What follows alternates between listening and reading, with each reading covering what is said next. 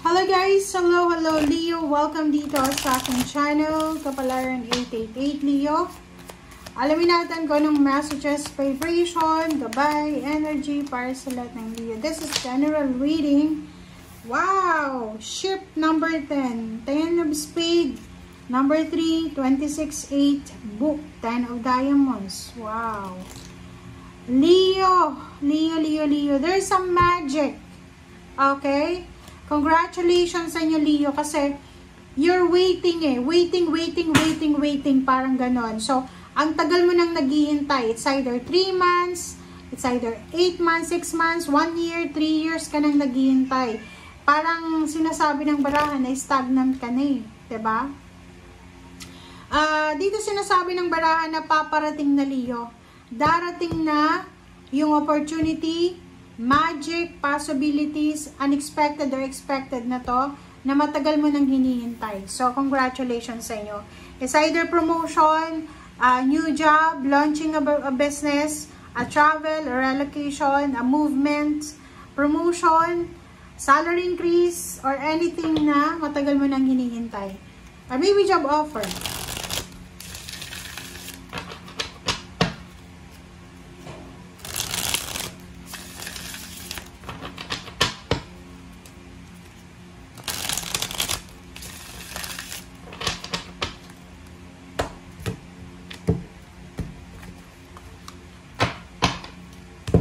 Okay, first card mo dito is Ace of Swords.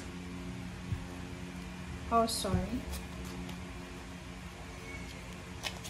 Next card natin is Ten of Pentacles. Wow! Leo, Nine of Cups. Ang gaganda ng baraha mo eh. Death card.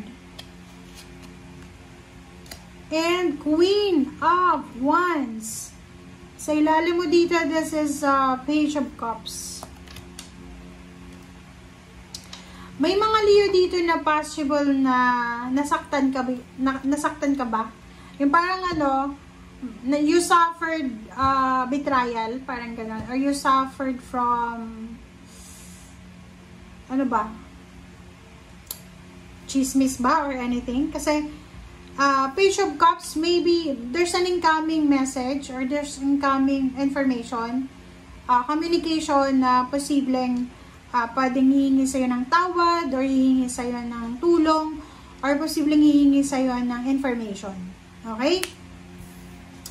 Ace of Swords, sinasabi ng barahan na to na isang balita, isang napakagandang balita, isang napakagandang pagkakataon ang posibleng darating sa'yo na pwedeng pagkakitaan mo, na pwedeng makatulong sa'yo and the rest ng family mo. Diba?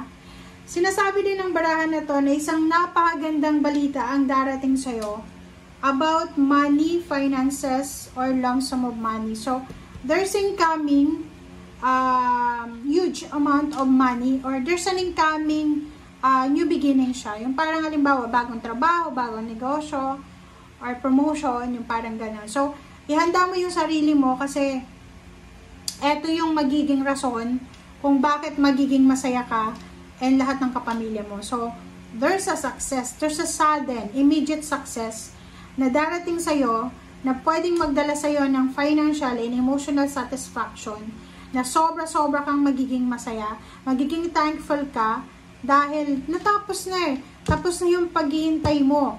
Tapos na yung yung mga hindi mo maintindihan na sitwasyon. And Queen of Wands, sinasabi na you're free. Nakalaya ka na or makakalaya ka na sa kung ano man na mga bagay, sitwasyon, relationship na alam mo na sobrang toxic na, sobrang nakaka-depress na. Parang ganon. Queen of Wands, sinasabi ng baraha sa'yo na you are happy, you are contented ngayong first week ng September kasi nakuha mo kung ano yung gusto mo eh. 'Di ba? Parang ganon. Marami kang malalaman na balita about sa kadugo mo, inheritance, or anything na may para siyang about family. Parang ganon. Alright. Okay, 6 of Wands. So, there's a victory and success. Yun sabi ko sa'yo. There's incoming achievements. Pwedeng merong, yun na nga, end of contract, recognition, awards, rewards. So, pwedeng ikaw, Leo, this September, nasa ano ka nasa spotlight ka. Kumbaga nasa spotlight ka maraming mga tao yung magko-congratulate sa'yo. Congratulations, Leo, kasi yung anak mo sobrang successful, yung asawa mo sobrang successful. Congratulations, job well done, parang ganon.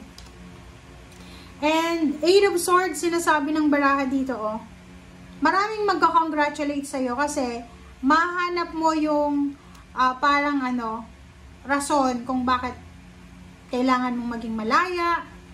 Kumbaga, makakalaya ka. Kasi ito na 8 of Swords, this is the parang entrapment. And Queen of Wands is makakalaya ka na. Diba? Ma-achieve mo yung kalayaan. Makukuha mo yung kumbaga, recognition So, like for example, may kamag-anak ka Leo na nakulong, pwedeng siya, nakalaya na siya, or posibleng free na talaga siya. Okay? Ace of Wands, ihanda mo yung parang sarili mo para sa isang breakthrough. Sobrang inspired ka and motivated ka sa bagong direksyon na gusto mong tahakin. It's either you're planning to travel, to relocate, or maybe this is your new job. So, sobrang excited ka kasi maybe siya, first time mo siyang trabaho, or matagal kang natenga, matagal kang naging unemployed. And this is the, parang after how many years, nakapagtrabaho ka ulit. So, parang bago ulit sa'yo. So, excited ka sa bagong lugar, bagong sitwasyon, or bagong breakthrough talaga. Okay? And Queen of Coins, ihanda mo yung sarili mo kasi makakatagpo ka ng isang sobrang matured, successful na individual. Pwede siyang Earth signs, Virgo, Capricorn, or Taurus. Pwedeng yung taong to, malakas yung connection niya Yung taong yan ay matutulungan ka niya, Leo, para magkapera, matutulungan ka niya para magkaroon ng business, and matutulungan ka niya para makapagsimula ng bagong buhay. Okay? So, kumuha pa tayo dito ng dalawa pa. Okay, Leo.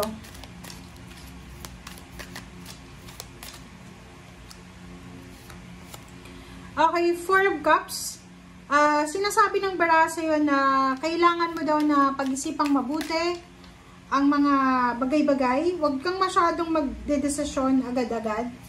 Parang sinasabi ng baraha sa'yo dito na like sa trabaho natin, kung may balak kang mag-resign, balak mong lumipat, sinasabi ng baraha, mag-isip muna tayo ng tamang dahilan or mag-reflect ka.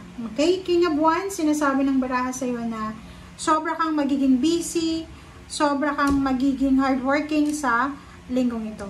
Thank you guys. Bye!